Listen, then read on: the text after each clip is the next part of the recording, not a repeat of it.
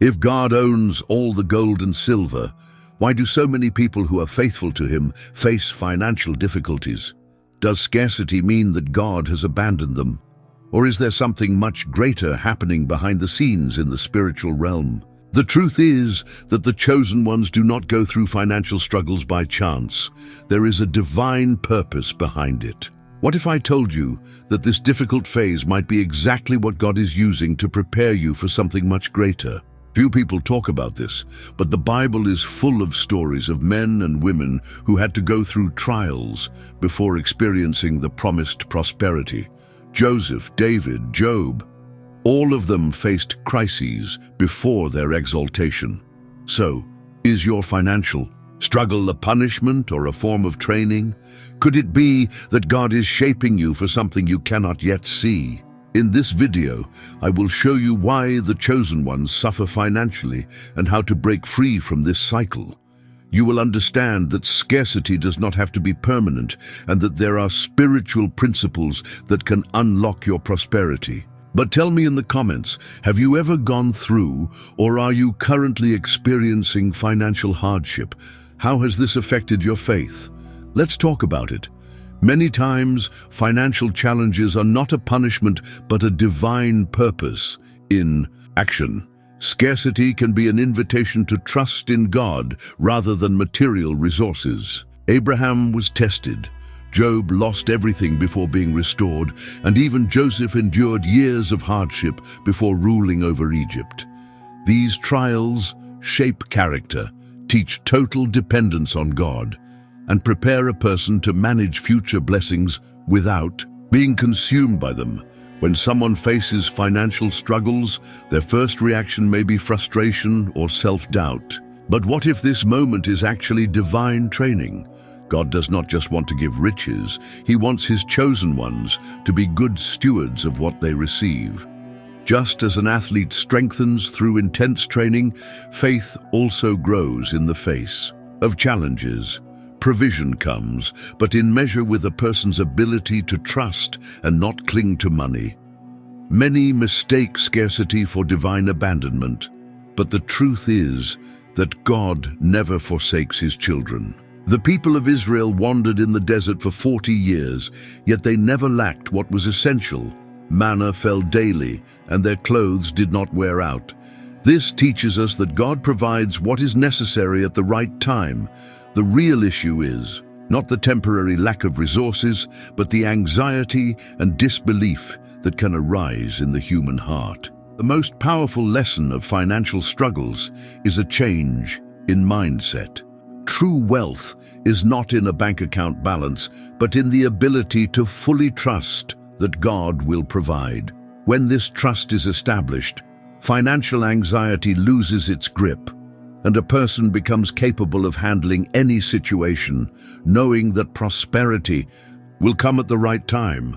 After all, how can one manage great wealth if they have not yet learned to trust God with little? Money can buy comfort, but not peace. Many people spend their lives chasing financial security, unaware that true security, it comes from God.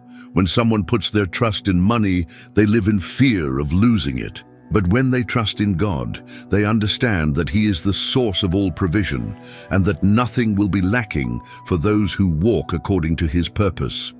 The issue has never been the amount of money, but rather where a person places their trust. The Bible clearly states that one cannot serve two masters. Either they trust in God or they trust in money. This does not mean that money is evil, but that it can easily become an idol. Many find themselves trapped in a cycle of financial anxiety because they believe their stability depends on their bank balance. But Jesus taught us to look at the lilies of the field and the birds of the air, which neither sow nor reap, yet are cared for by the Father. If God takes care of creation, how much more will He care for His children? There is a big difference between having money and being ruled by it.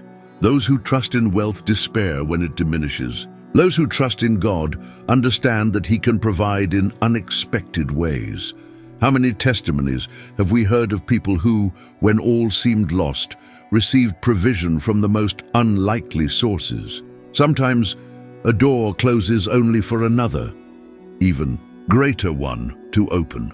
But this only happens for those who have faith. True wealth lies in the certainty that God is faithful. He may allow moments of scarcity to teach valuable lessons about dependence, humility, and gratitude. When one learns to trust in Him rather than in money, worry is replaced by peace.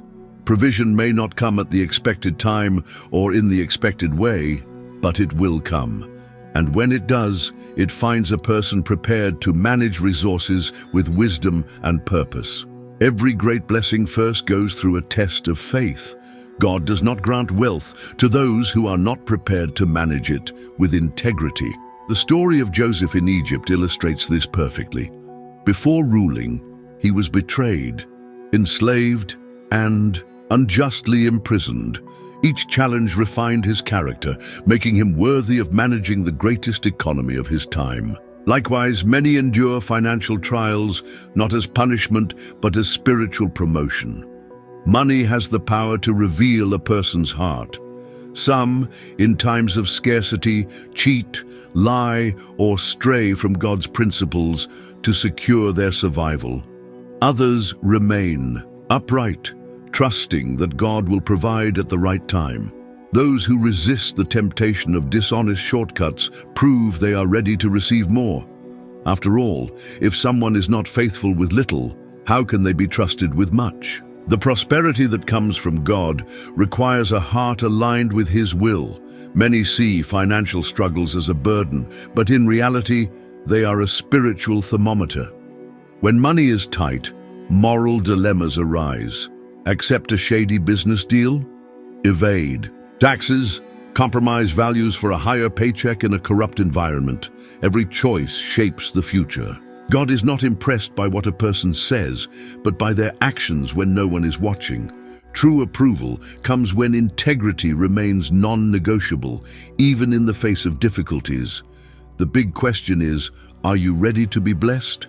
God does not release prosperity to those who will misuse it or stray from their purpose at the first sign of wealth. He tests, observes, and approves. When one endures the fire of trials and remains faithful, promotion is inevitable. Gold is refined by fire, and so are the chosen ones. After the test comes the reward, but only for those who did not abandon their faith in the process. God does not give wealth to those who do not yet know how to handle it. Spiritual maturity comes before prosperity, because without it, money can become a dangerous trap. Imagine giving a fortune to a child without teaching them responsibility. The result would be waste and destruction. In the same way, God prepares His children before allowing them to manage great resources. Spiritual growth is the foundation that sustains prosperity without letting it corrupt the heart. The Bible teaches that those who are faithful with little will be entrusted with much. This means that the way someone manages what they have today reveals whether they are ready to receive more. Many ask for prosperity but struggle to manage their current finances. If recklessness, greed, or selfishness take over, a blessing can turn into a curse. In His wisdom, God withholds certain riches until a person's character aligns with the principles of His kingdom. Many people mistake delay for denial, but in reality, God may simply be waiting for the right time. He does not give something that will destroy His children. Just as a father does not hand over a car to an immature teenager, God does not release wealth to those who have yet to learn to manage their emotions, priorities, and purpose. Prosperity without maturity can lead to pride, distance from God, and misuse of resources that should have been used to bless others. This is why, before seeking wealth, it is essential to seek spiritual growth. God does not just want to give money, He wants His children to be channels of provision for others. When someone learns to live with contentment, generosity, and wisdom in times of little, abundance arrives at the right time. The secret to prosperity lies in preparation, not in haste. Those who understand this stop chasing money and start preparing to receive it in the right way. Financial scarcity is not always just a matter of planning or effort. Many times there is a spiritual battle behind financial difficulties. The enemy knows that when God's children prosper, the kingdom advances. That is why he creates obstacles to prevent resources from reaching those who will use them wisely. Unexpected debts, closed doors without explanation, and frustrated opportunities, these can all be part of an attack to weaken faith and generate discouragement. Money is a powerful tool, and those who manage it can use it for good or evil. If wealth falls into the wrong hands, it will be used to promote injustice and corruption. This is why there is an invisible war to prevent the chosen ones from prospering. But this battle is not won merely with financial strategies. It requires spiritual discernment. It is necessary to pray, fast, and declare God's word over finances, breaking spiritual strongholds that try to block provision. Many people live in repetitive cycles of scarcity because there are spiritual bonds that need to be broken. Generational curses, limiting beliefs, and even unconscious agreements with poverty can keep someone trapped in lack. The first step to overcoming this battle is to identify these chains and fight them with faith. The Bible teaches that the truth sets us free, and when someone understands that they are called to prosper, they begin to fight with authority for what God has already promised. The good news is that this battle has already been won. God desires His children to be provided for and able to fulfill their purpose without financial limitations. The struggle may be intense, but with spiritual persistence and the right actions, barriers fall. Scarcity does not have to be a permanent destiny. When spiritual resistance is overcome, provision flows. The key is not to give up in the middle of the process, because the harvest comes to those who do not abandon their faith. Prosperity should never be an end in itself, but a means to fulfill a greater purpose. God does not enrich someone just so they can live in luxury, but so they can become a channel of blessings. When a person understands that wealth carries great responsibility, they begin to use it wisely. Money can feed the needy, fund projects, and spread the gospel to more people. But without purpose, it becomes merely an instrument of vanity. Many ask for prosperity, but few are willing to accept the responsibility that comes with it. The greater the wealth, the greater the responsibility. A Christian entrepreneur, for example, cannot think only about personal profit, but also about how their business impacts employees, customers, and society. The real question should not be, how can I get rich? But rather, how can I wisely manage the resources that God places in my hands? Those who understand this receive more because they have already proven they can handle abundance. The parable of the talents makes this lesson clear. God entrusts resources to those who know how to multiply and use them correctly. The servant who hid his talent out of fear lost everything, while those who managed well received even more. The same happens in real life. Those who use what they have wisely, whether little or much, end up receiving more. But those who do not understand the responsibility of wealth may waste it and even lose it. God has no problem giving wealth as long as it does not become an idol in the heart. He looks for people mature enough to understand that prosperity is not just about accumulating, but about serving. When the mindset shifts and the focus turns to the kingdom, provision becomes a natural consequence. After all, God always invests in those He can trust to fulfill His purposes. Impatience can be the greatest enemy of prosperity. God does not release blessings outside the right time, and understanding this is essential to avoid frustration. Often, delay is not denial, but a time of preparation. Gold must go through fire before it shines, and the same happens with those whom God wants to prosper. When someone tries to rush this process on their own, they may end up jeopardizing everything God had planned. The Bible provides several examples of people who waited for the right time to receive their promises. David was anointed king while still a young shepherd, but only took the throne years later. Joseph had a dream of greatness, but endured years of trials before seeing the promise fulfilled. Their waiting period was not a punishment, but a phase of preparation. If they had received everything immediately, they might not have had the structure to sustain the blessing. Many people feel frustrated because they believe they should already be at a different financial level, but God knows what He is doing. If wealth came before maturity, it could become an unbearable burden. That is why some doors take time to open. God does not just want to give something, He wants His children to be able to sustain and multiply what they receive. Rushing can lead to wrong choices, while waiting teaches patience, trust, and strategy. True prosperity comes when one learns to rest in God's timing. Those who understand that He acts at the right moment for everything stop fighting against the clock and start preparing for when the opportunity arrives. What is reserved for the chosen ones will not be lost. It will be delivered when they are ready. After all, God is never late. He acts exactly when He should.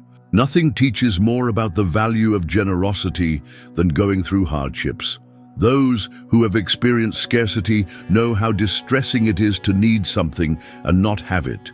That is why, when they overcome this phase, they tend to become more sensitive to the needs of others. God allows certain challenges so that His children do not become indifferent to the suffering of others. After all, how can one help someone if they have never personally felt what it is like to need help? Empathy is born from experience. Many who prosper today have faced hard times, and because of that, they know how to extend a helping hand. Great. Social projects, for example, were created by people who once suffered the pain of necessity firsthand. God turns moments of scarcity into seeds of compassion. Those who learn this lesson never look at wealth the same way again because they understand that it is not just a personal benefit, but a tool to bless others. The parable of the Good Samaritan teaches this truth. The priest and the Levite passed by the wounded man without helping him, but the Samaritan, moved by compassion, stopped and took care of him. How often are blessings withheld because the heart has not yet learned to care? God does not give resources to those who think only of themselves. He prospers those with a heart willing to share. Financial struggles can be a school of generosity. Those who have lived with little understand how a simple gesture can make a difference in someone's life. God does not just want to enrich His children, He wants them to become channels of provision for others. Prosperity takes on a new meaning when it is used to transform lives. After all, what is the point of accumulating wealth if it does not create a positive impact on the world?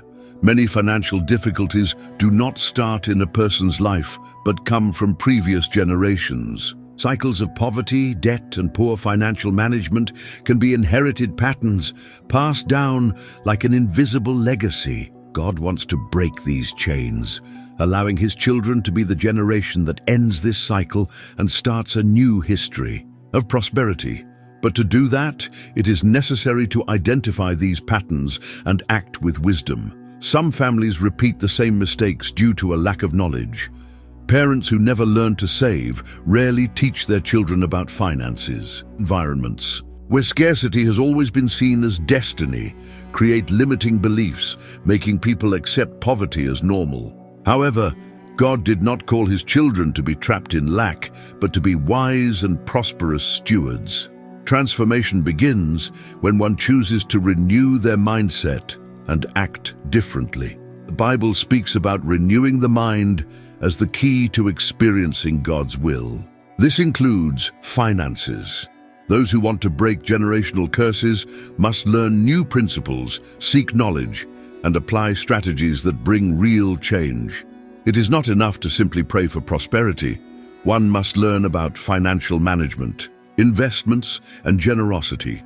Faith opens doors, but wisdom keeps them open. God raises people to be the turning point in their lineage. Maybe someone comes from a family that has always struggled financially, but that reality does not have to continue. When one learns to manage resources well and trust in God, a new financial culture begins. Poverty does not have to be a destiny. It can be the starting point for a complete transformation. The question is, are you willing to be the link that changes this story? Not all financial struggles mean something is wrong. Sometimes they are part of God's calling. Many who were greatly used by Him went through periods of scarcity before provision came. Moses lived in the desert, Elijah was fed by ravens, and Paul faced times of need. God allows these moments not to destroy, but to strengthen dependence on Him. After all, if provision came easily, where would faith be? These periods of scarcity test obedience and the heart. When someone receives a calling, they may go through a season of simplicity, where every resource must be entrusted to God. It may be an adaptation phase, where He teaches how to live with little before entrusting much. It is during this time that one learns to manage well, to be grateful for what they have, and to trust that, at the right time, abundance will come. Many abandon their purpose because they do not understand this process. When they face difficulties, they think God has forsaken them, when in reality He is shaping their character for a higher level of responsibility. If Joseph had given up in prison, he would never have ruled Egypt. If David had rebelled in the wilderness, he would never have reached the throne. God uses financial struggles to teach lessons that will be essential when prosperity arrives. That is why it is crucial to discern the season you are in. If there is scarcity, it may be a time of learning and spiritual strengthening. The key is not to be trapped in the difficult moment, but to trust that it is part of a greater plan. Those who remain firm and faithful will see provision come, and, when it does, they will have the maturity to manage resources well. God never forgets those who trust in Him, and at the right time, the reward comes. If you have made it this far, you already understand that the financial struggles of the chosen ones are not random. They are part of a divine process. But now comes the big question: what will you do with this knowledge? Will you continue to see scarcity as a punishment, or will you use it as a stepping stone to grow in faith, maturity, and financial wisdom? Remember, God does not release prosperity to those who are not ready to manage it. Perhaps you are just one step away from unlocking your provision, but there is still something that needs to be adjusted: your mindset, your trust in God, or even your way of managing resources. What could still be missing? Think about it, and more importantly, start taking action today. God's timing is perfect, but He expects you to be ready to receive what has already been prepared for you. Now I want to hear from you. What part of this video made the most sense to you? Have you ever gone through a situation where God used financial difficulty to teach you something? Comment below, because your experience may help others who are going through the same process. And of course, if you want to keep learning about faith, purpose, and prosperity, subscribe to the channel, turn on notifications, and share this video with someone who needs to hear this message. God has something great for your life, and the journey toward it has already begun.